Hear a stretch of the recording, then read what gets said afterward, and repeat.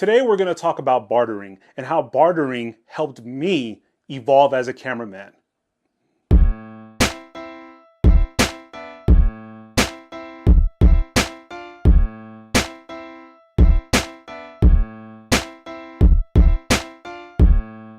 When I started my journey as a videographer, I knew I had to get the best equipment possible, but my resources were a little limited. What do? Get on Craigslist. The first time I got onto Craigslist, I was able to track down a Canon T3i with a couple of lenses for under $500. This was a great investment. This camera is perfect for those who really want to start out in learning how to use a DSLR for video making and or photography. The next camera that I purchased was the Blackmagic Pocket Cinema camera. Man, talk about trial by fire. There was absolutely no auto settings at all.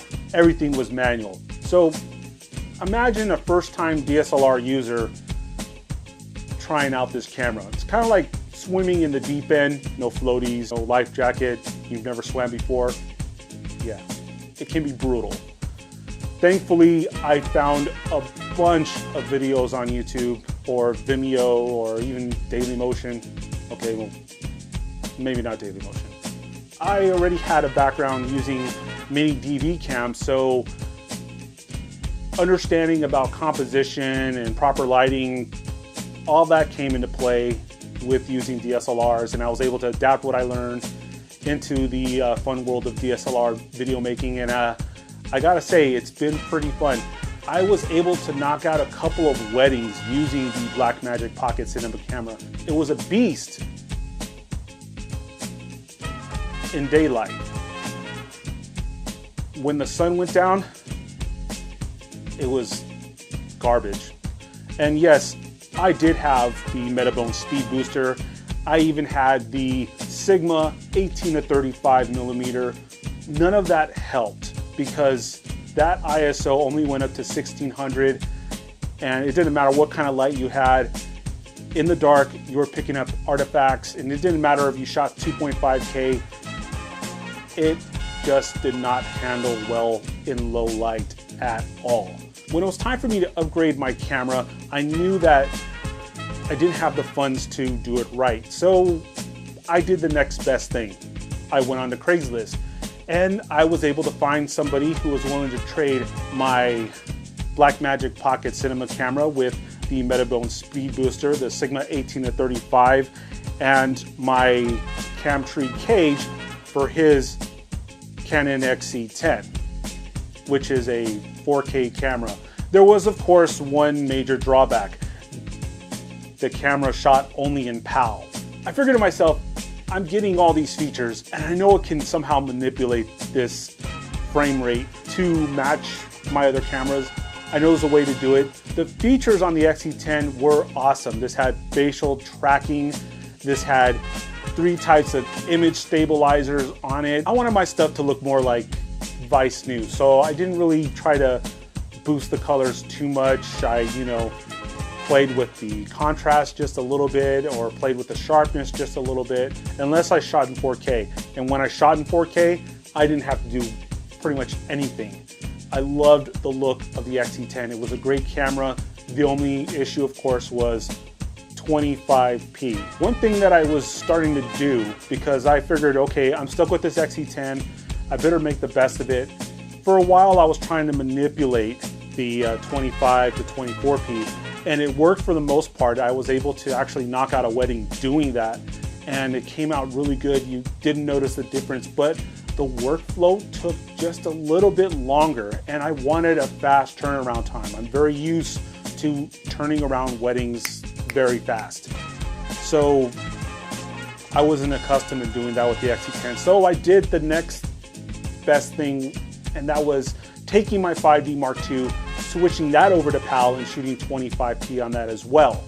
And the workflow was just fine. The only problem was it looked like I was shooting for BBC. That's British Broadcasting Company, you pervs. I love my XC10, I love my 5D Mark II, but if I take these to a wedding, or I take this to a corporate event, you know, I'll tell them, I'll say, here, this is what I'm gonna shoot with. The first thing that comes out of their mouth almost every time is, that's a little camera. You're really gonna shoot with that?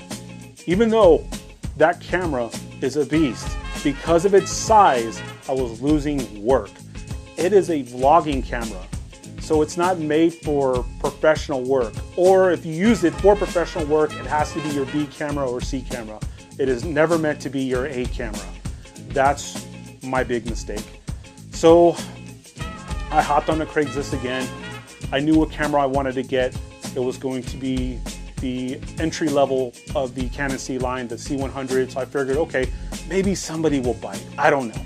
So I jumped on a Craigslist again, and lo and behold, I found somebody who had a Canon C100 and they were selling it for $2,200. But I said, hey, would you be interested in a trade?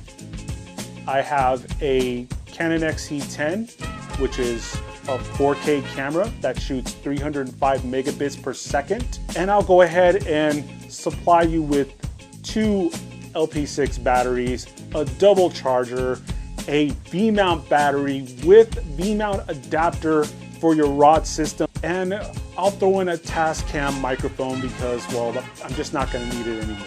That person was like, oh yeah, I'm definitely gonna trade. You know, I warned her about this camera up front, so it's not like I was being, you know, shady or anything like that. So a couple of days later, here I am. I'm shooting with the Canon C100. I already had a lens for it, which is the 24-105, which has served my Canon 5D Mark II very well. Eventually, I'll be getting a 70-200 for it. I already have the nifty 50 for portraits. I mean, I'm good to go.